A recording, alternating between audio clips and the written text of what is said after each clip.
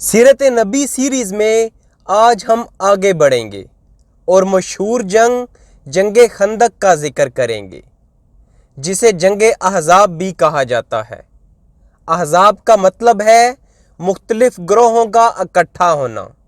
सीरत में इसे मुख्तलिफ कबाइल की अफवाज कहा जाता है, जो अहज़ाब का मतलब है। जंग खंदक कब वक़ू पज़ीर हुई? इसमें सीरत के उलमा में इख्तलाफ पाया जाता है। दोनों अतराफ़ की राय में बहुत मशहूर उलमा शामिल हैं। पहली राय ये है कि जंग खंदक 4 हिजरी शवाल में वक़ू पज़ीर हुई, जिसका मतलब है कि जंग ओहद के अगले साल जंग खंदक वक़ू पज़ीर हुई। जो लोग कहते हैं कि जंग खंदक 4 हिजरी में हुई, इस सिलसिले में वो सही बुखारी की बहुत वाज़ेह हदीस पेश करते हैं। इसीलिए इस राय को बहुत जय्यद उलमा सपोर्ट करते हैं। अब्दुल्ला इब्ने उमर बयान करते हैं कि ओहद के दिन में 14 साल का था। मैं फ़ौज की सफ़ों में खड़ा हुआ ताकि कबूल कर लिया जाऊं, लेकिन रसूलुल्लाह सल्लल्लाहु अलैहि वसल्लम ने मुस्तरद कर दिया। और खंदक के मौके पर मैं 15 साल का था, तो आप सल्लल्लाहु अलैहि वसल्लम ने इजाज़त दे दी। ये हदीस सही बुखारी में है, जो मुस्तनद तरीन है, और हदीस इब्ने उमर खुद बयान कर रहे हैं। अगर ओहद 3 हिजरी को हुई, जिसे सब उलमा मानते हैं, फिर इस हदीस के मुताबिक जंग खंदक 4 हिजरी में हुई, क्योंकि इब्ने उमर कह रहे हैं कि ओहद के दिन में 14 साल का था, जबकि जंग खंदक के मौके पर मैं 15 साल का था।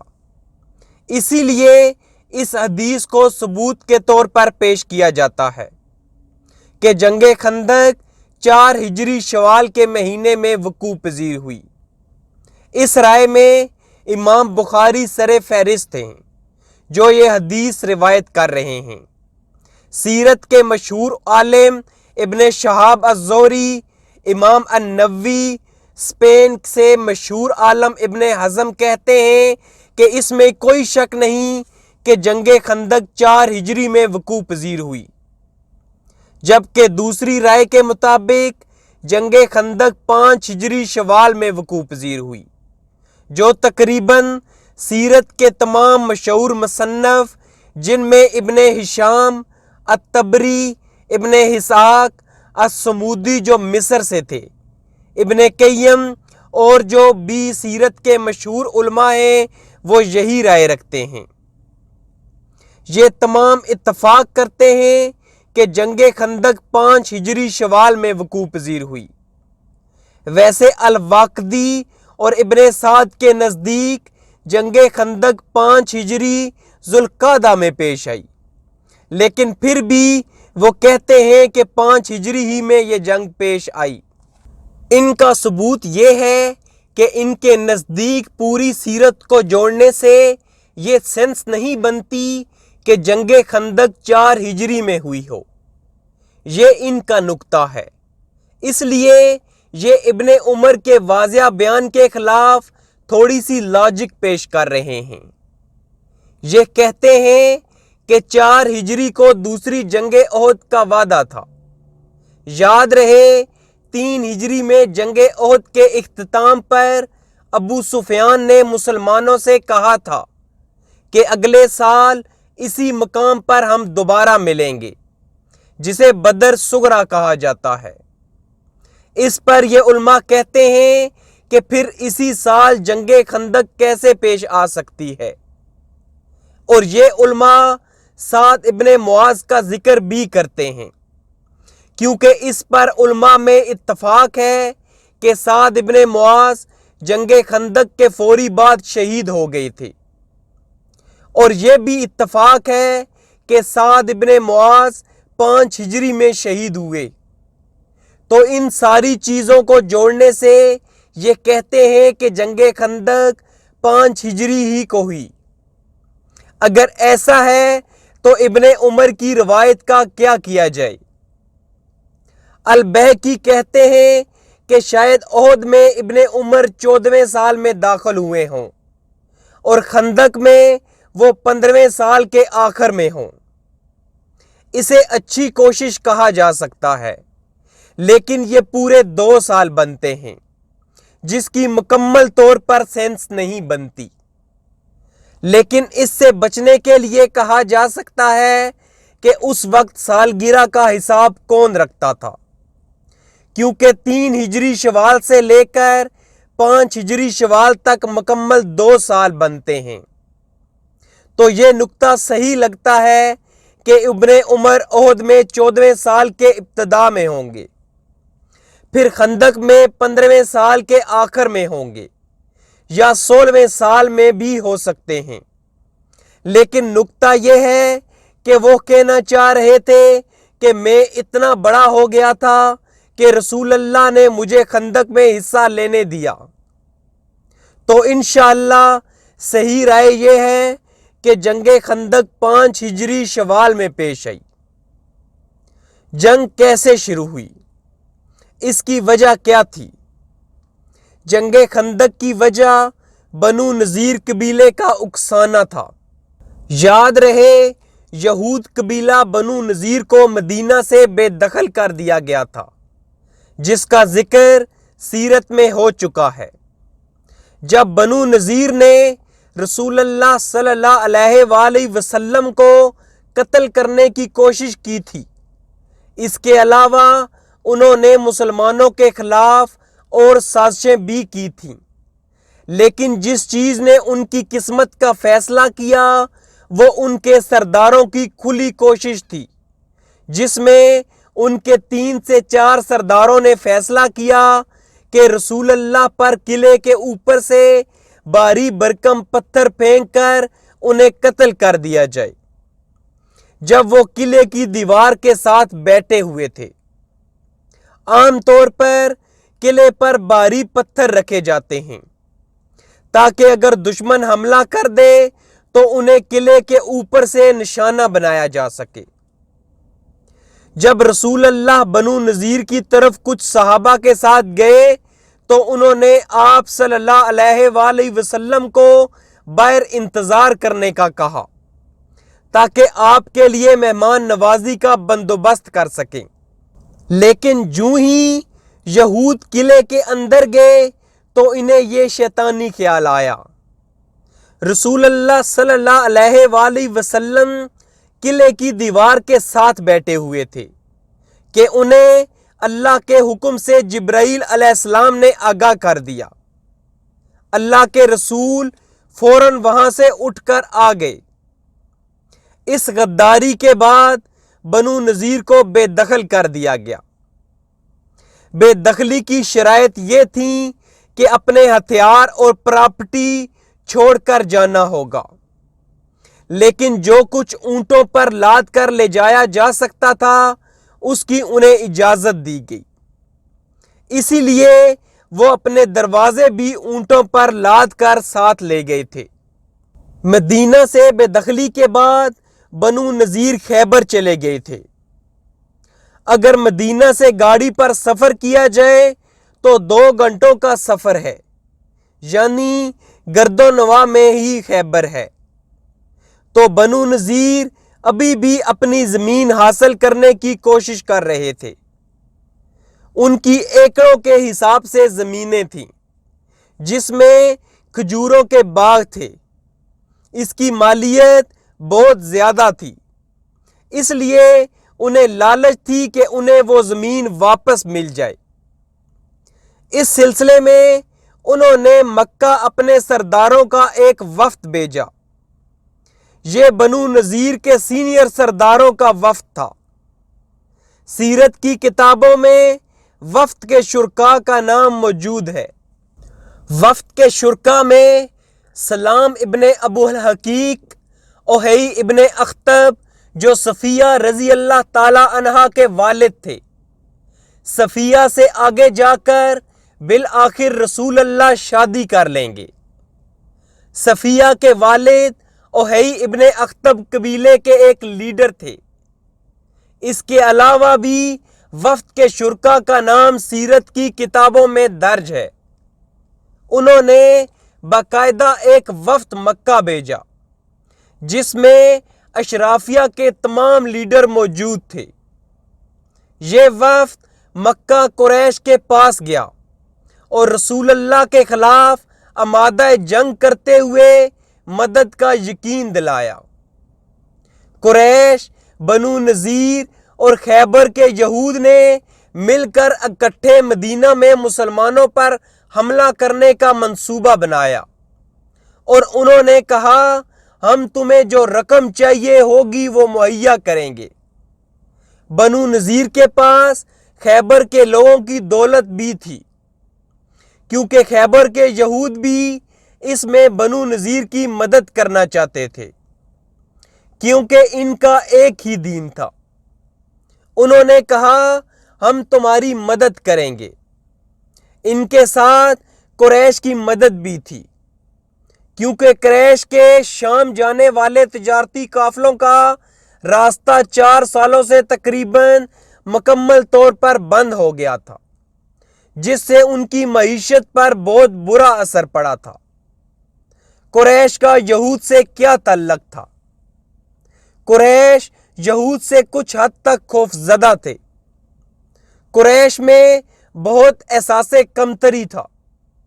वो समझते थे कि यहूद इस काबिल हैं कि उनसे डरा जाए।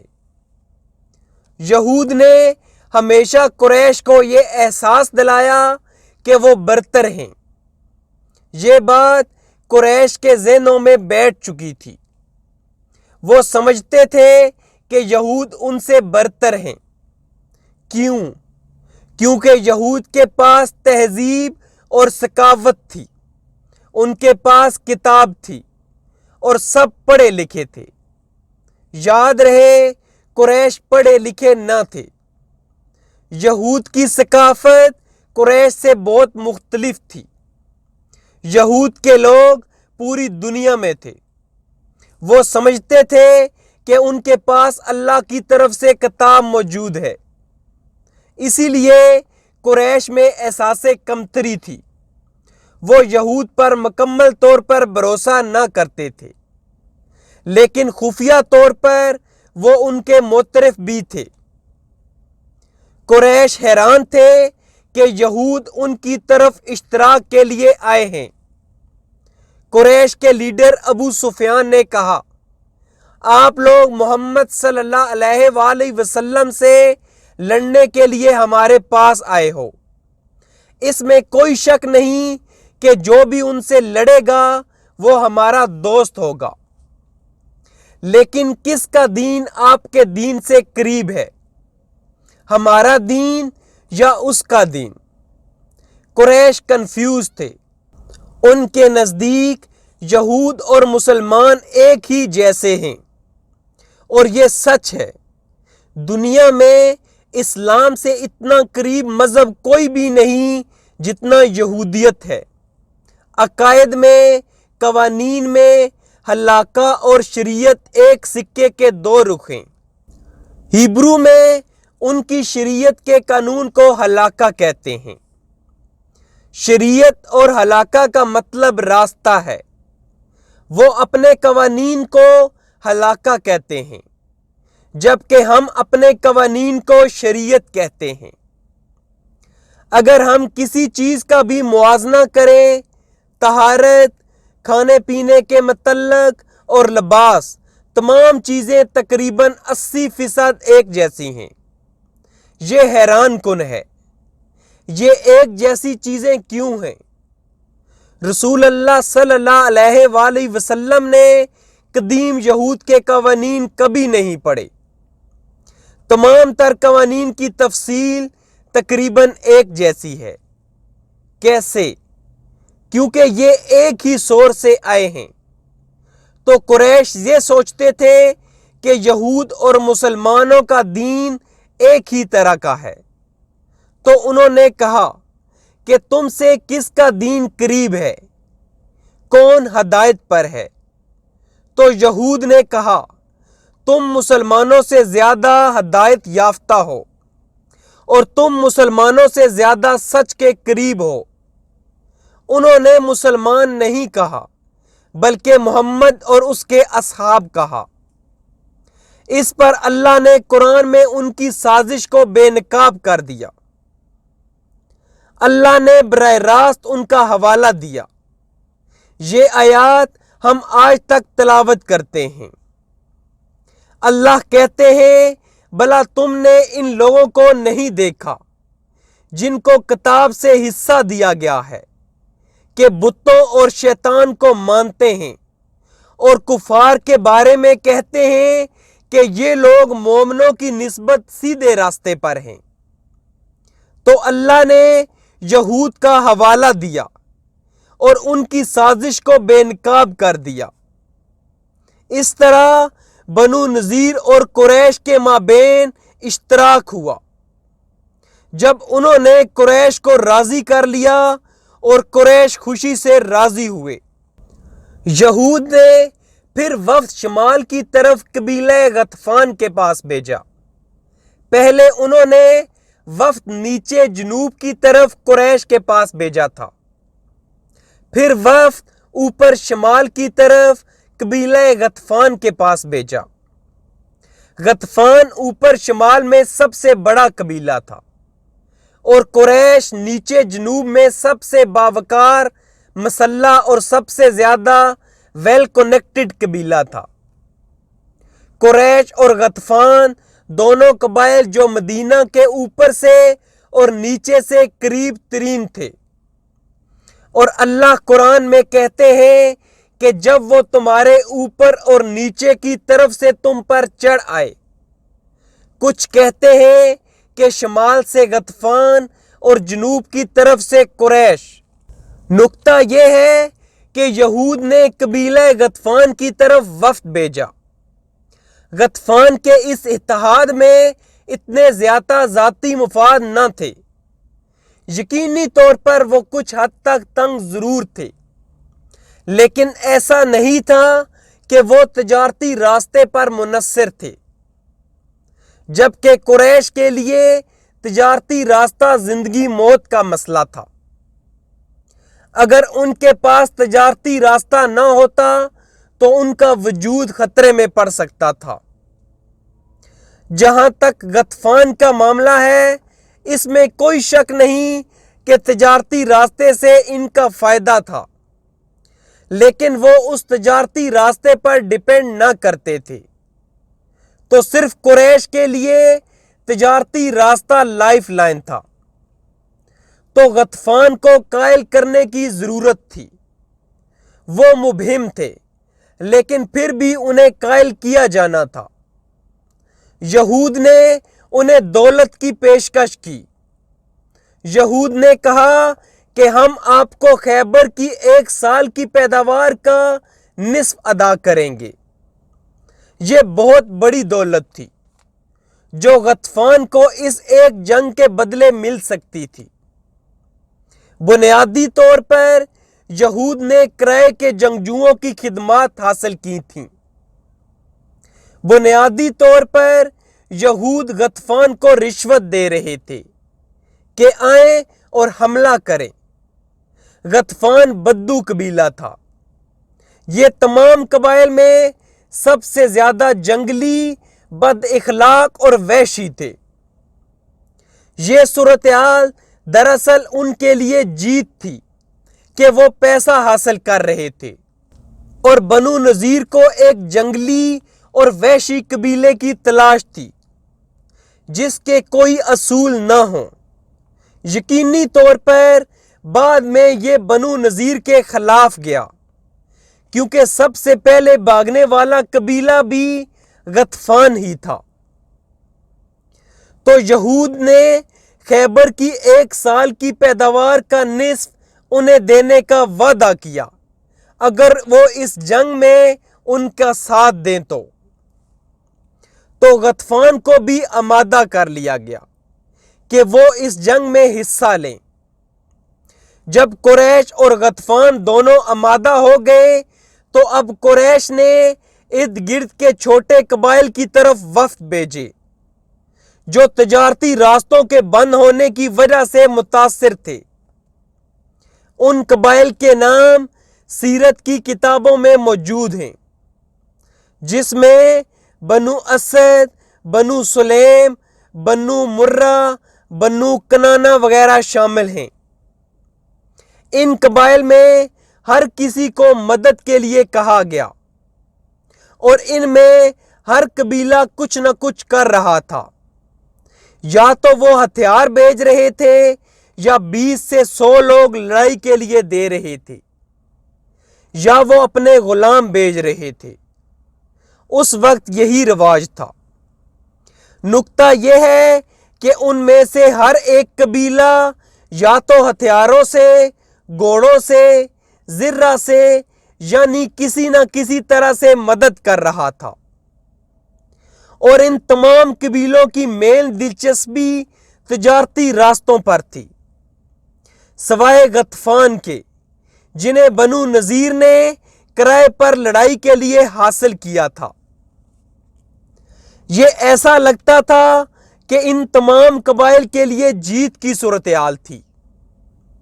कुरैश के लिए ये एक ऐसी ऑफर थी जो अचानक उनके लिए आई, जिसे वो मना नहीं कर सकते थे, क्योंकि वो कोई रास्ता ढूंढ रहे थे कि किसी तरह रसूल अल्लाह पर हमला करें, क्योंकि ओहद मुकम्मल तौर पर कामयाबी न थी।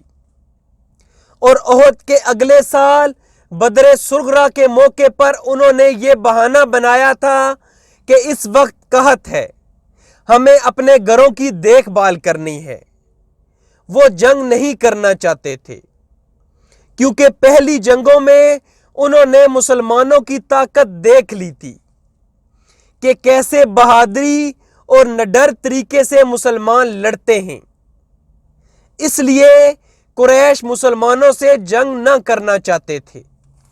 तो अचानक से बनु नजीर आए और कुरैश को ऑफर की, जब बनु नजीर साथ होंगे तो ना सिर्फ पैसा आएगा बल्कि बहुत अहम गज़ा आएगी। कुरैश किसान नहीं थे जिनकी ज्यादा गज़ा तक रसाई न थी। बनु नजीर खैबर में थे। उस वक्त खजूरों से बेहतर खुराक अरबों के लिए कोई न थी। इसे पैक करो और सहरा में ले जाओ, जो लंबे वक्त तक खाई जा सकेगी, और स्टोर कर लो तो मुस्तकबिल में भी काम आएगी।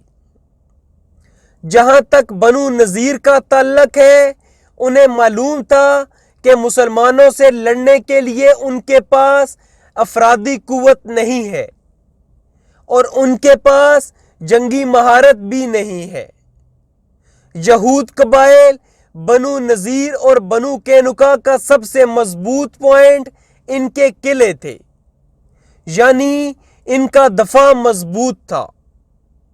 जब भी इन पर कोई हमला आवर होता, ये अपने आप को किलों में बंद कर लेते।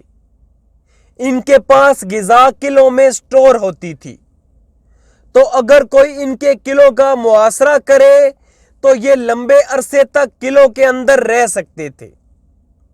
इस तरह बनु नजीर का दफा नाकाबिले तस्खीर था और यही किलों का तसव्वुर था, जैसे अल्लाह कुरान में कहते हैं। और वो समझते थे कि उनके किले उन्हें अल्लाह से बचा लेंगे। अब उनके पास कोई किले न थे, सब फतह कर लिए गए थे, तो वो अपने बल पर न लड़ सकते थे। अल्लाह इसका जिक्र कुरान में करते हैं। वो जहां भी हैं और जहां भी जाएंगे वो जिल्लत में होंगे, हत्ता कि अल्लाह अपनी कदर से उनकी कोई मदद करे या कोई और लोग इनकी मदद करें। यानी वो अपने बल बोते पर कुछ नहीं कर सकते। उन्हें हमेशा दूसरों की मदद हासिल करना होगी। और तारीख हमें यही बताती है कि यही हकीकत है। तो बनु नजीर कुरैश के पास गए और उनकी मदद हासिल की। इसी का हवाला है कि उन्हें किसी की मदद चाहिए, इसके बगैर वो कुछ नहीं कर सकते। اور جہاں تک دوسرے قبائل کا تعلق ہے، ہم بیان کر چکے ہیں کہ بعض تجارتی راستوں کی وجہ سے متاثر تھے، لیکن بنیادی طور پر غطفان کو پیسے آفر کیے گئے تھے۔ ویسے ہم ذکر کر چکے ہیں کہ جھڑپیں شروع ہو چکی تھیں۔ بئر معونہ جیسے واقعات کا ذکر سیرت میں کیا جا چکا ہے کہ جھڑپیں شروع ہو چکی تھیں اور معاملات کشیدہ تھے۔ اسی لیے یہ قبائل کا اتحاد مستقبل کے بارے میں سوچ رہا تھا کہ اس ابھرتی ہوئی فورس سے جان چھڑائی جائے، اور اس میں کوئی شک نہیں کہ انہیں ملانے والی واحد چیز اس نئے دین کی نفرت تھی۔ یہ نیا دین تھا جسے ان کے آباء و اجداد نہ جانتے تھے، اسی لیے وہ اس کے خلاف اکٹھے ہو رہے تھے۔ تو جنگ خندق کی یہی تمام وجوہات تھیں۔ ابو سفیان اس اتحادی فوج کا سپہ سالار تھا۔ وہ سب سے سینئر فوجی کمانڈر اور سب سے سینئر سرداروں میں سے ایک تھا۔ اور بھی سردار تھے جو ابو سفیان جتنے ہی معتبر تھے، لیکن ابو سفیان سب سے طاقتور جنگجو تھا، تو انہیں جنگ خندق کا ذمہ دار شخص بنایا گیا۔ جیسے 2 سال پہلے وہ احد کے انچارج تھے۔ ابن اسحاق کے نزدیک ان کی فوج کی تعداد 10,000 تھی۔ سیرت کی کتابوں میں یہی تعداد موجود ہے، یعنی ان کی تعداد مسلمانوں سے 4 گنا تھی۔ مدینہ میں تمام مسلمان جنگجو مردوں کی تعداد 2500 سے زیادہ نہ تھی۔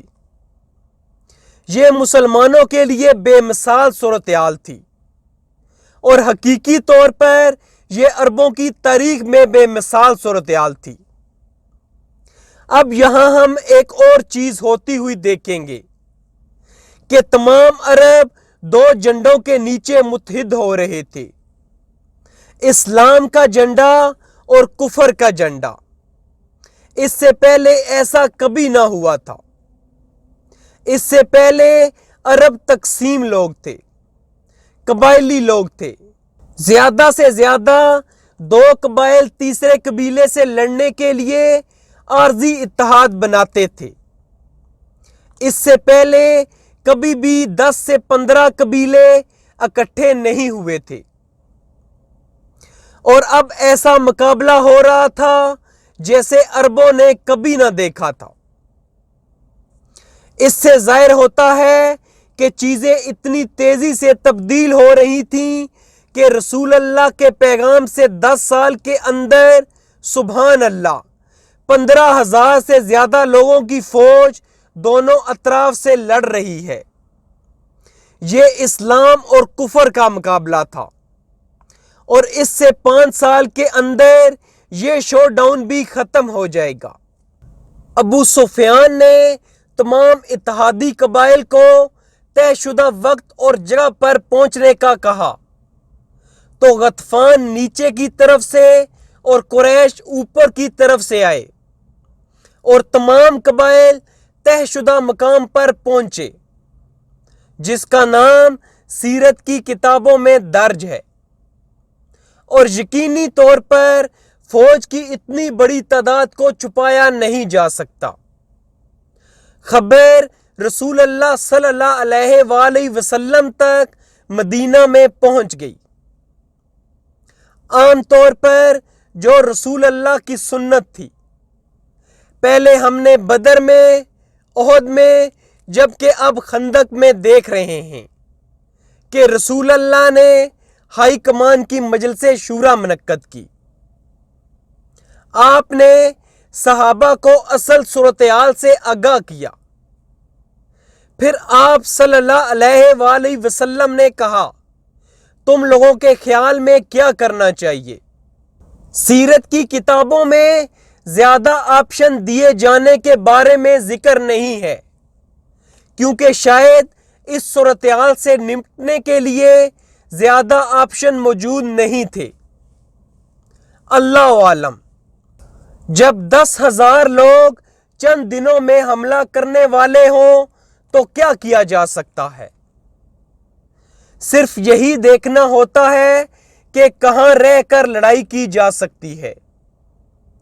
کہنے کو کچھ زیادہ نہیں ہوتا، حتیٰ کہ آخر کار حضرت سلیمان الفارسی رضی اللہ تعالی عنہ نے ایک تجویز پیش کی۔ سلمان الفارسی کی یہ پہلی جنگ تھی جس میں وہ شامل ہونے میں کامیاب ہوئے تھے۔ انہیں اپنے آپ کو آزاد کرانے میں کئی سال لگے تھے۔ یاد رہے، سلمان الفارسی کی کہانی کا پہلے سیرت میں تفصیل سے ذکر ہو چکا ہے۔ اس وقت ان کی عمر تقریباً 70 سال تھی۔ انہوں نے لمبی زندگی جی۔ کچھ کتابوں کے مطابق وہ 120 سال کی عمر میں فوت ہوئے تھے۔ اگر یہ صحیح ہے تو جب یہ جنگ ہو رہی ہے وہ 100 سال کے ہوں گے۔ سلمان الفارسی پہلے مجوسی تھے، پھر انہوں نے عیسائیت اختیار کی، جس میں وہ پہلے ایک پادری کے پاس رہے، پھر دوسرے، تیسرے اور پھر چوتھے پادری کے پاس رہے۔ ہر دفعہ وہ 10 سے 15 سال ان پادریوں کے پاس رہے، حتیٰ کہ آخر کار آخری پادری نے ان سے کہا کہ کھجوروں کی سرزمین کی طرف جاؤ، کیونکہ نبی آنے ہی والا ہے، تم انہیں ان نشانات کی وجہ سے پہچان لوگے۔ نمبر 1، ان کی کمر پر مہر نبوت ہوگی۔ نمبر 2، وہ صدقہ نہیں کھائیں گے لیکن تحفہ قبول کر لیں گے۔ اور نمبر 3، وہ کھجوروں کی سرزمین میں ہوں گے۔ سلمان الفارسی خیبر جانا چاہتے تھے کیونکہ وہ کھجوروں کی سرزمین تھی۔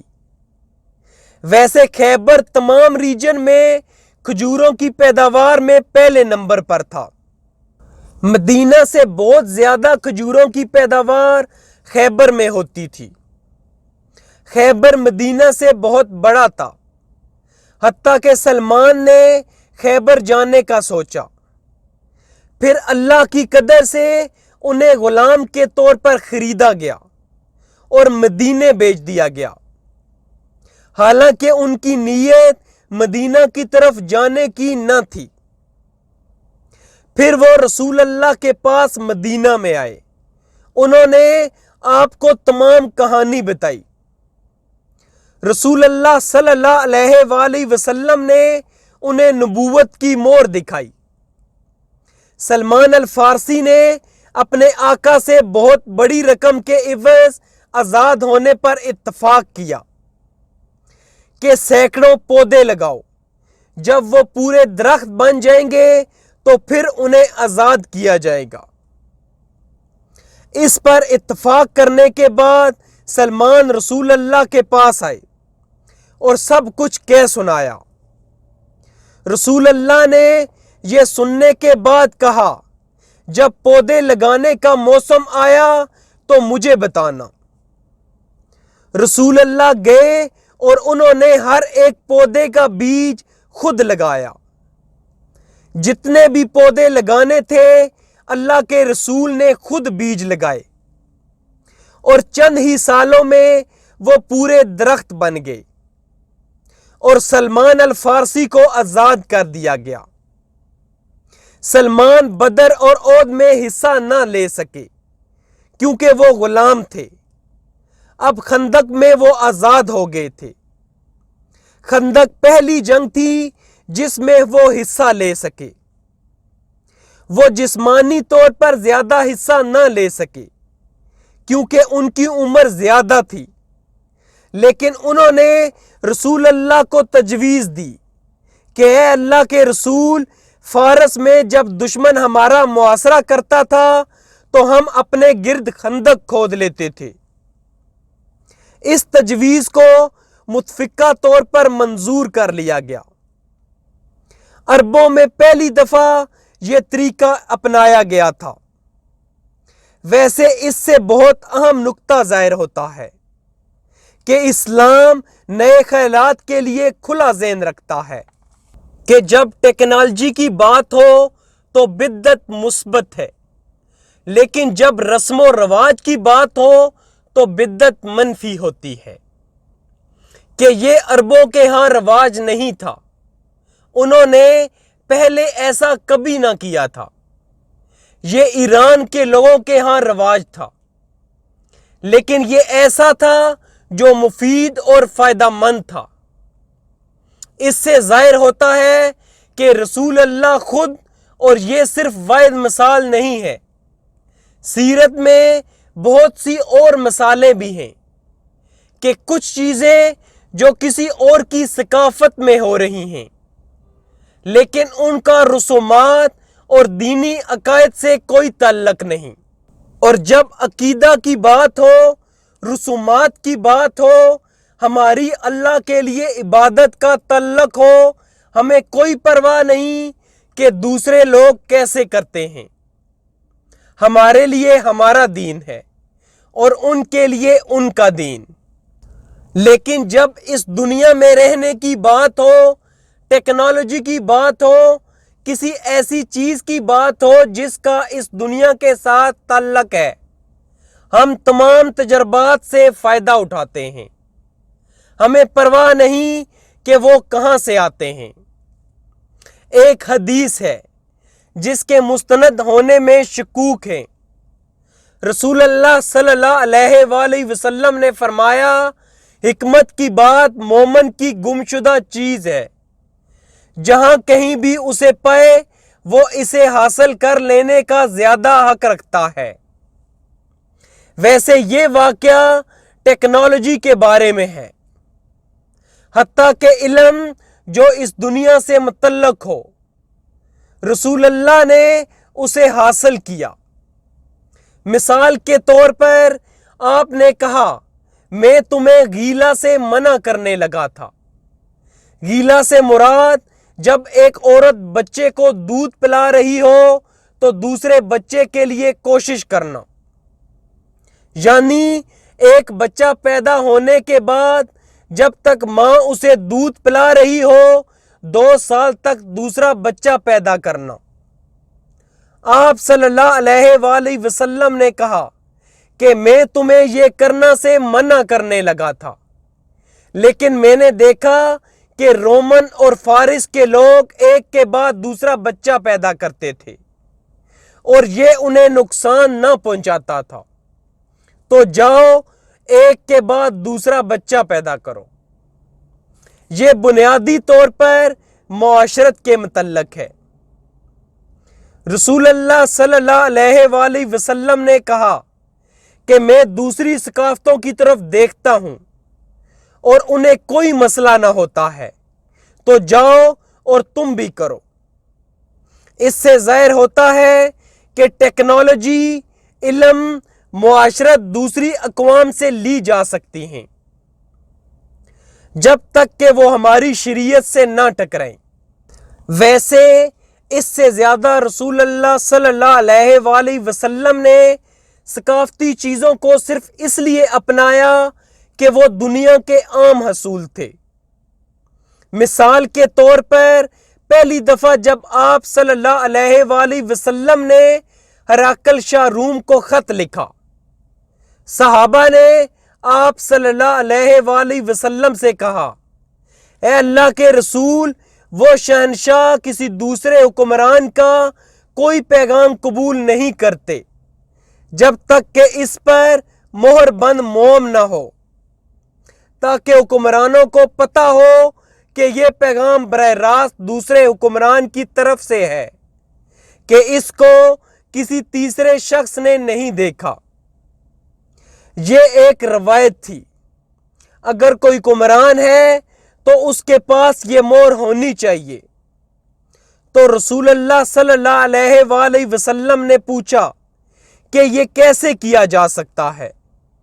تو صحابہ نے بتایا کہ آپ کے مخصوص دستخط ہونے چاہیے جس کی کوئی نقل نہ کر سکے۔ تو اس وقت آپ نے ایک رنگ بنانے کا حکم دیا اور اس پر لکھا گیا سب سے نیچے محمد، درمیان میں رسول اور سب سے اوپر اللہ۔ یہ کیا گیا تاکہ لکھنے میں بھی اللہ کو عزت دی جائے کہ اللہ کا نام سب سے اوپر ہے۔ یہ رنگ سلور کی بنائی گئی۔ آپ صلی اللہ علیہ وآلہ وسلم جب بھی کسی دوسرے حکمران کو خط لکھتے تو آپ اس رنگ کا استعمال کرتے، اس سے مہر لگاتے۔ اس سے بہت اہم نقطہ ظاہر ہوتا ہے۔ ثقافتی چیزوں کو کسی ضرورت کے تحت اپنایا جا سکتا ہے جب تک کہ وہ ہماری شریعت میں منع نہ ہو۔ تو واپس سیرت کی طرف آتے ہیں۔ رسول اللہ نے سلمان الفارسی کی اس تجویز پر رضامندی کا اظہار کیا اور ابتدا ہی میں آپ نے کہا ہمیں تمام عورتوں اور بچوں کو اکٹھا کرنا چاہیے اور انہیں بنو حارثہ کے قلعے میں بھیج دینا چاہیے۔ بنو حارثہ نے قلعے بنانے کی یہ تدبیر یہود سے سیکھی تھی۔ بنو حارثہ انصار سے تھے۔ بنو حارثہ صدیوں سے یہود کے ساتھ رہتے تھے، تو انہوں نے اپنا قلعہ تعمیر کیا تھا۔ یہ انصار کی ملکیت میں سب سے بڑا قلعہ تھا۔ یہ یہود نے تعمیر نہیں کیا تھا، اس لیے یہ یہود کے قلعوں کی طرح مضبوط نہ تھا، کیونکہ یہود اس فن میں ماہر تھے۔ بنو حارثہ نے جتنا ان سے سیکھا انہوں نے اس کے مطابق وہ قلعہ تعمیر کر لیا۔ یہ انصار کا سب سے محفوظ قلعہ تھا۔ انصار کی زیادہ اکثریت کے پاس قلعے نہ تھے۔ یہ کچھ انصار کے پاس تھے جنہوں نے یہود کی نقل کی تھی۔ ان میں بنو حارثہ کا سب سے بڑا قلعہ تھا۔ رسول اللہ صلی اللہ علیہ وآلہ وسلم پہلے ہی آگے کا سوچ رہے تھے۔ یہ کسی نے انہیں نہیں بتایا تھا، ان کی اپنی منصوبہ بندی تھی۔ رسول اللہ پریشان تھے کہ تمام مرد مدینہ کی حدود کی حفاظت پر مصروف ہوں گے اور مدینہ کے اندر ابھی تک یہودی قبیلہ بنو قریظہ موجود تھا، اور بنو قریظہ کی وفاداری کے متعلق یقین سے نہیں کہا جا سکتا تھا کہ وہ کس طرف ہیں۔ اسی لیے جنگ احزاب بہت نازک تھی، اور اسی لیے جو بنو قریظہ کے ساتھ ہوگا وہ ہوا۔ یاد رہے بنو قینقاع مدینہ سے بے دخل کیے جا چکے تھے، اور بنو نذیر زیادہ سختی سے بے دخل کیے جا چکے تھے، اور اب یہود کا صرف ایک قبیلہ رہ گیا تھا، اور یہ قبیلہ حتیٰ کہ ان سے 3 الگ الگ وعدے لیے جا چکے تھے۔ ایک دفعہ پھر یہ اہم نکتہ ہے، ہر دفعہ رسول اللہ نے انہیں معاہدے سے باہر نکلنے کا آپشن دیا۔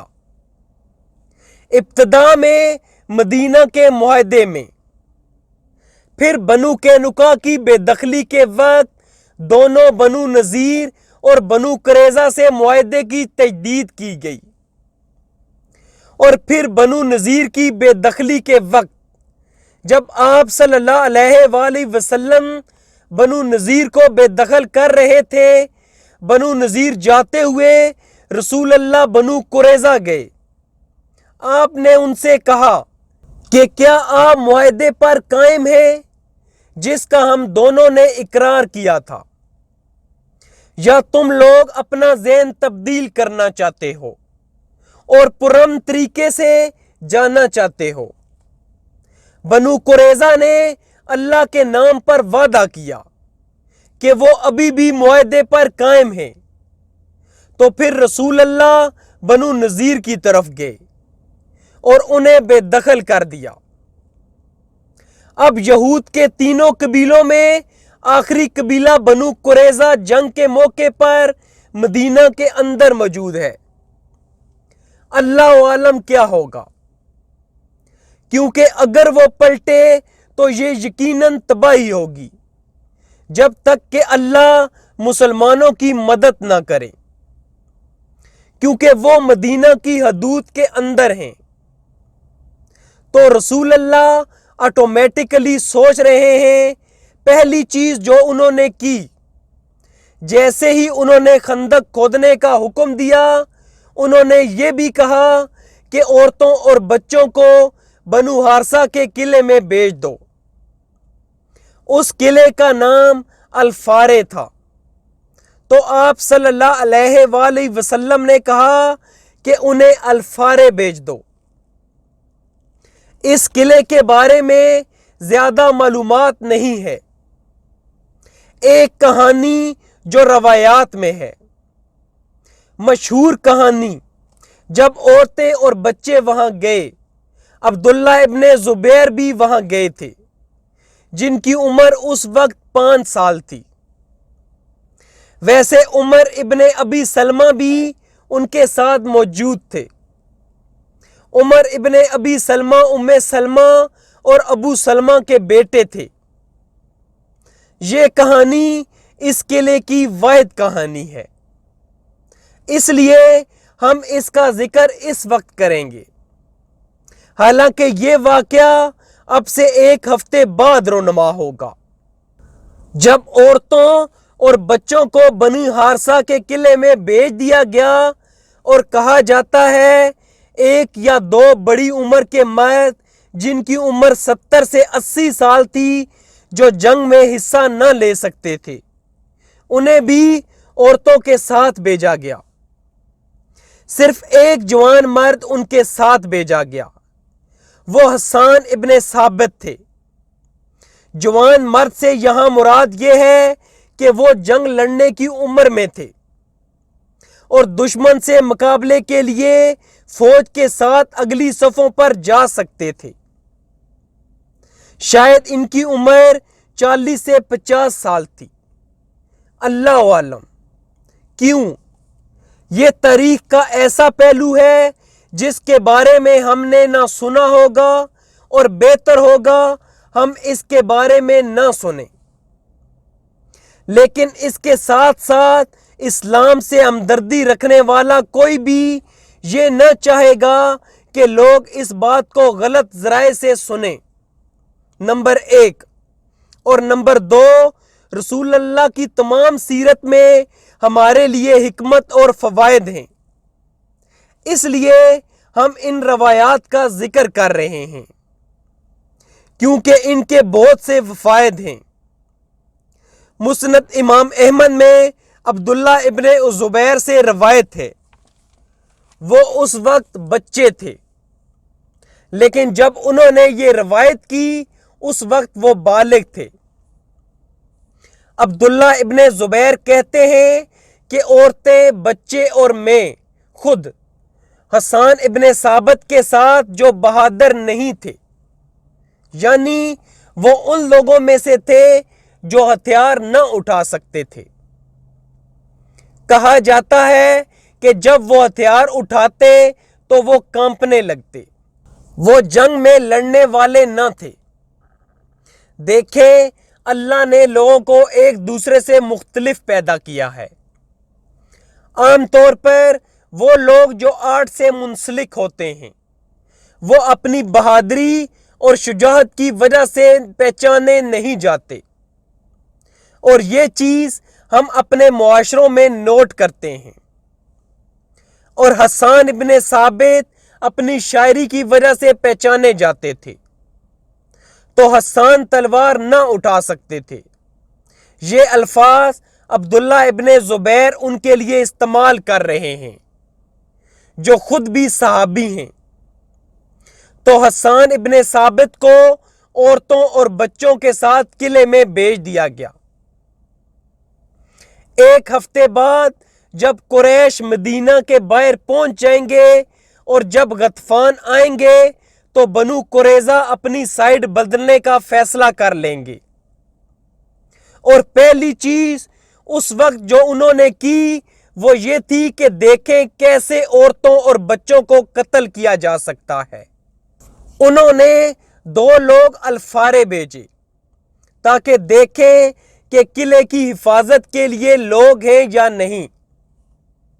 اس وقت یہود اوالی میں رہتے تھے اور اوالی الفارے سے فاصلے پر تھا، تو بنو قریظہ نے آدھی رات کو 2 جاسوس بھیجے کہ دیکھیں کہ قلعے کی حفاظت کا کیا بندوبست ہے۔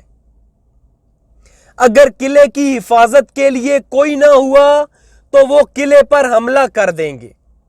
اس کا بنیادی مقصد مسلمانوں کا حوصلہ پست کرنا تھا کہ ان کے بیوی بچے جو نہتے تھے ان پر حملہ ہو اور مسلمانوں کی توجہ ہٹ جائے، تاکہ قریش اور دوسری فوجیں جو خندق کے اس پار ہیں انہیں مدینہ میں داخل ہونے کا موقع مل جائے۔ تو بنو قریظہ نے اس لیے 2 جاسوس الفارے قلعے کی طرف بھیجے، تو قلعے میں صفیہ بنت عبد المطلب جو رسول اللہ کی پھوپھی تھی، انہوں نے قلعے کی دیوار پر چڑھنے کی آوازیں سنی۔ کوئی رسی کی مدد سے قلعے کی دیوار پر چڑھ رہا تھا اور سرگوشی کر رہا تھا۔ صفیہ نے یہ سن کر حسان ابن ثابت کو نیند سے اٹھایا، کیونکہ وہ وہاں موجود واحد مرد تھے۔ انہوں نے حسان سے کہا، اے حسان، یہ یہودی جیسا کہ آپ دیکھ رہے ہیں قلعے کا چکر لگا رہا ہے، اور مجھے خدا کی قسم اندیشہ ہے کہ یہ باقی یہود کو بھی ہماری کمزوری سے آگاہ کر دے گا۔ ادھر رسول اللہ اور صحابہ اس طرح پھنسے ہوئے ہیں کہ ہماری مدد کو نہیں آ سکتے، لہٰذا آپ جائیے اور اسے قتل کر دیجئے۔ حسان ابن ثابت نے کہا، واللہ آپ جانتی ہیں کہ میں اس کام کا آدمی نہیں۔ حضرت صفیہ رضی اللہ تعالی عنہا کہتی ہیں، اب میں نے خود اپنی کمر باندھی، پھر ستون کی ایک لکڑی لی اور اس کے بعد قلعے سے اتر کر اس یہودی کے پاس پہنچی اور لکڑی سے مار مار کر اس کا خاتمہ کر دیا۔ اس کے بعد قلعے میں واپس آئی اور حسان سے کہا، جائیے اس کے ہتھیار اور اسباب اتار لیجئے، چونکہ وہ مرد ہے اس لیے میں اس کے ہتھیار نہیں اتار سکتی ہوں۔ حسان نے کہا، مجھے اس کے ہتھیار اور سامان کی کوئی ضرورت نہیں۔ رضی اللہ عنہم۔ اب ان واقعات کو ذکر کرنے کا کیا مقصد ہے؟ ویسے یہ تمام واقعات اور روایات سیرت کی کتابوں میں موجود ہیں، کوئی نئی چیز نہیں لائی جا رہی۔ یہ واقعات ہم میں سے اکثر نے نہیں سنے ہوں گے، کم از کم حسان کے بارے میں۔ کیوں؟ کیونکہ یہ ہماری روایات ہیں کہ یہ چیزیں چھپائی جاتی ہیں، اور یہ ٹھیک ہے، ان کو چھپانا ہی چاہیے۔ لیکن یہ روایت مستند حدیث کی کتابوں اور سیرت کی کتابوں میں موجود ہے۔ ان چیزوں کا حوالہ دینے کا کیا مقصد ہے؟ استغفر اللہ، صحابی کا مذاق اڑانا، اعوذ باللہ، صحابی کا مذاق اڑانا گناہ ہے، اعوذ باللہ، رضی اللہ عنہم۔ مقصد یہ ہے کہ حقیقت یہ ہے حسان ابن ثابت ان سے کچھ کوتاہیاں ہوئیں، یہ ان میں سے ایک ہے جس کا ذکر ہم نے سیرت کے پچھلے پارٹ میں کیا ہے، اور وہ اس مسئلے سے بدترین تھا۔ یہ مسئلہ ان کے کنٹرول سے باہر تھا۔ کچھ لوگوں کو اللہ نے اس طرح بنایا ہوتا ہے، جیسا کہ ہم نے کہا کہ آرٹ سے متعلق لوگوں کی اسی طرح کی ذہنیت ہوتی ہے۔ جو چیز سیرت کے پچھلے پارٹ میں ہم نے ذکر کی وہ اس سے بدترین تھی، جو بخاری کی حدیث میں ہے۔ ہم اس سب کا کیوں ذکر کر رہے ہیں؟ اس کی متعدد وجوہات ہیں۔ پہلی، یہ ظاہر کرنا کہ صحابہ انسان ہیں اور ان میں بھی کمیاں ہو سکتی ہیں۔ یہ ہمارے لیے اچھا ہے کہ ہم جانیں کہ کچھ صحابہ سے کوتاہیاں ہوئیں جن کی انہوں نے اللہ سے معافی مانگی اور اللہ نے انہیں معاف کر دیا۔ اس سے ہم میں بھی یہ احساس ہوگا کہ اگر ہم نے ماضی میں کوئی گناہ کیا تھا تو ہو سکتا ہے کہ اللہ بھی ہمیں معاف کر دے۔ یہ بہت اہم نکتہ ہے۔ تمام صحابہ رضی اللہ عنہم اور حسان ابن ثابت یقینی طور پر ان میں سے ہیں، اور اللہ نے واضح طور پر کہا کہ عائشہ والے معاملے میں سزا کے بعد انہیں معاف کر دیا گیا۔ دوسرا نکتہ جو بہت گہرا اور اہم ہے، حسان ابن ثابت کے ان مسائل کے باوجود ان کے بارے میں مثبت چیزیں دیکھیے۔ حسان ابن ثابت رسول اللہ کے آفیشل شاعر تھے۔ حسان ابن ثابت وہ تھے جب قریش نے شاعری لکھی تو رسول اللہ نے حسان سے کہا کھڑے ہو جاؤ، اے حسان جاؤ اور مجھے ڈیفینڈ کرو، اور جبرائیل علیہ السلام تمہارے ساتھ ہوں گے۔ تو جبرائیل جیسے سرگوشی کر رہے تھے، جیسے الہام ہوتا ہے، جو وحی کی ایک قسم ہے جو غیر نبی کو آتا ہے، جیسے موسیٰ علیہ السلام کی والدہ جو نبی نہیں تھی لیکن انہیں الہام آیا تھا۔ تو رسول اللہ صلی اللہ علیہ وآلہ وسلم نے کہا اے حسان جبرائیل تمہارے ساتھ ہوگا، اور حسان ابن ثابت کے لیے ایک خصوصی منبر بنایا گیا تھا۔ واحد صحابی جن کے بارے میں ہم یہ جانتے ہیں کہ ان کے لیے ایک خصوصی منبر بنایا گیا جس کو حسان کا منبر کہتے تھے، جس پر کھڑے ہو کر وہ اپنی شاعری سناتے تھے۔ یہ اس وقت کی بات ہے جب رسول اللہ زندہ تھے۔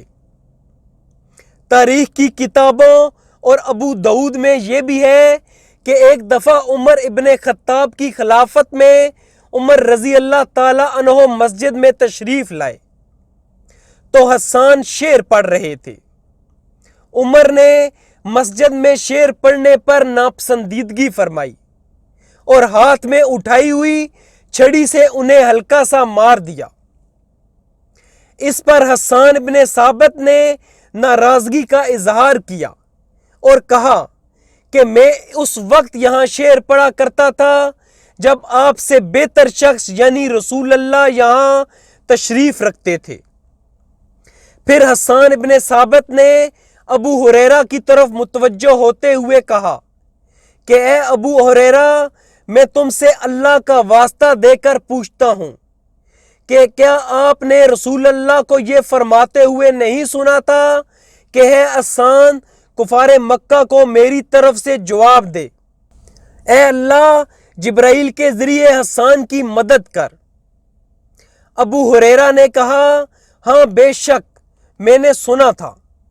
تو حسان ابن ثابت کا اتنا باعزت کردار تھا، آفیشل شاعر جن کی جبرائیل علیہ السلام مدد کر رہے تھے۔ واللہ کیا یہ جانتے ہوئے ہمارے دل کو تسلی نہیں ہوتی کہ وہ بھی انسان تھے، اور یہ ہمیں ہمارے مین نقطے کی طرف لے کر جاتا ہے کہ صرف یہی وجہ تھی کہ اس نقطے کا ذکر کیا گیا، ورنہ ان منفی پہلوؤں کا ذکر کرنے میں کوئی حکمت نہیں۔ اس پہلو کا ذکر کرنے کی حکمت یہ تھی کہ ہم میں سے ہر کسی کا خصوصی کردار ہوتا ہے، اور ہمارے گناہ یا کوتاہیوں کو اس کردار کو ادا کرنے میں رکاوٹ نہیں بننا چاہیے۔ حسان ابن ثابت अपनी कमजोरियां जानते थे। उस वक्त के लोग ये जानते थे, इसीलिए उन्हें औरतों और बच्चों के साथ छोड़ा गया। और हसन ने सफिया को बताया कि आपको मेरा मसला पता है, मेरे लिए मजीद मुश्किल ना पैदा करें। हर कोई ये जानता था, लेकिन जब रसूल अल्लाह ने हसन से कहा खड़े हो और मुझे डिफेंड करो, तो हसन को समझ लग गई कि इसी में मेरी इज्जत और मगफरत है। यही नुक्ता हम सब को समझने की जरूरत है।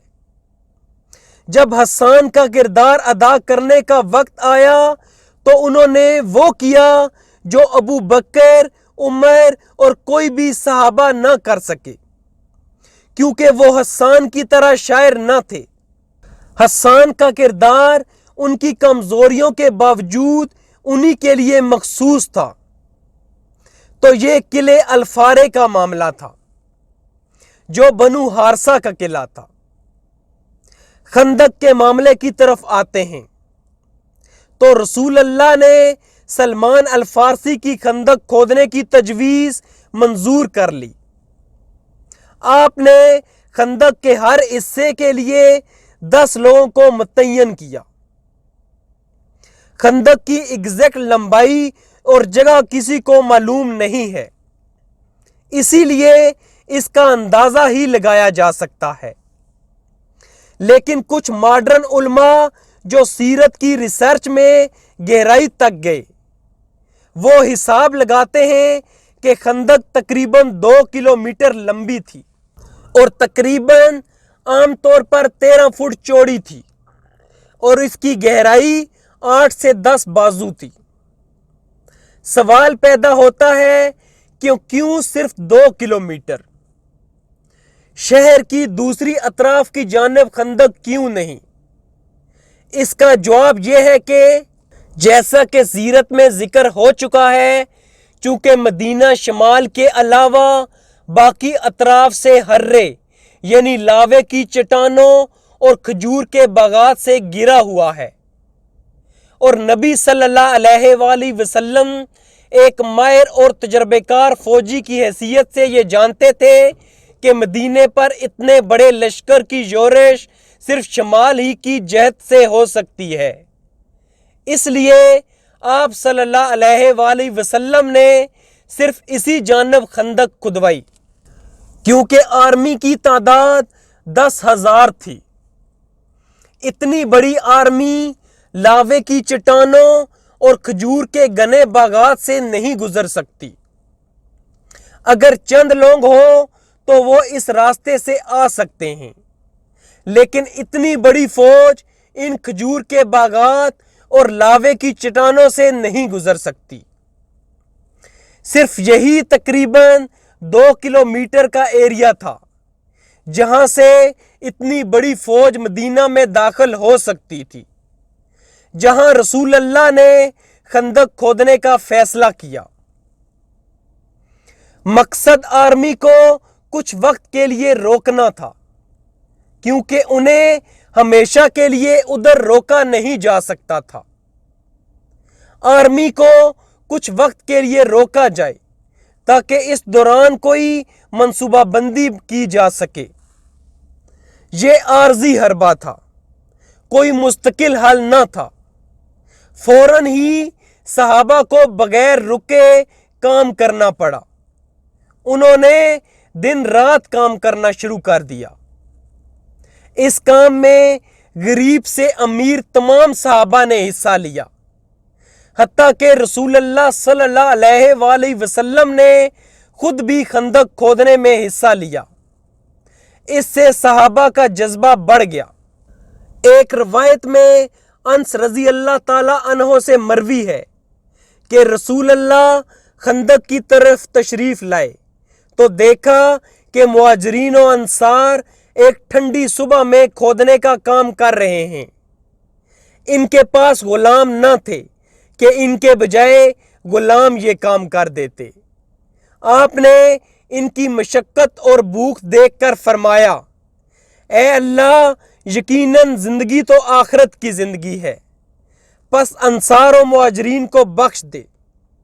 انصار و مہاجرین نے اس کے جواب میں کہا، ہم وہ ہیں کہ ہم نے ہمیشہ کے لیے جب تک کہ باقی رہیں محمد صلی اللہ علیہ وآلہ وسلم سے جہاد پر بیعت کی ہے۔ تو صحابہ رسول اللہ کو واپس شاعری سے جواب دے رہے تھے۔ صحیح بخاری ہی میں ایک روایت حضرت براء ابن عازب سے مروی ہے کہ میں نے رسول اللہ کو دیکھا کہ آپ خندق سے مٹی ڈو رہے تھے، یہاں تک کہ غبار نے آپ کے شکم کی جلد ڈھانک دی تھی۔ آپ کے بال بہت زیادہ تھے۔ اس کا مطلب ہے رسول اللہ نے قمیض اتاری ہوئی تھی۔ میں نے اسی حالت میں آپ کو عبداللہ ابن رواحہ کے رضیہ کلمات کہتے ہوئے سنا۔ آپ مٹی ڈوتے جاتے تھے اور یہ کہتے جاتے تھے، اے اللہ، اگر تو نہ ہوتا تو ہم ہدایت نہ پاتے، نہ صدقہ دیتے، نہ نماز پڑھتے، پس ہم پر سکینت نازل فرما، اور اگر ٹکراؤ ہو جائے تو ہمارے قدم ثابت رکھ۔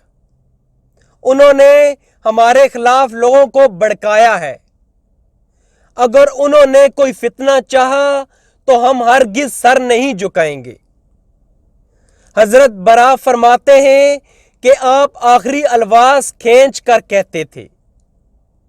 ایک روایت میں آخری شعر اس طرح ہے، یعنی انہوں نے ہم پر ظلم کیا ہے، اور اگر وہ ہمیں فتنے میں ڈالنا چاہیں گے تو ہم ہرگز سرنگوں نہ ہوں گے۔ سیرت کے اگلے پارٹ میں جنگ خندق کا ذکر جاری رہے گا۔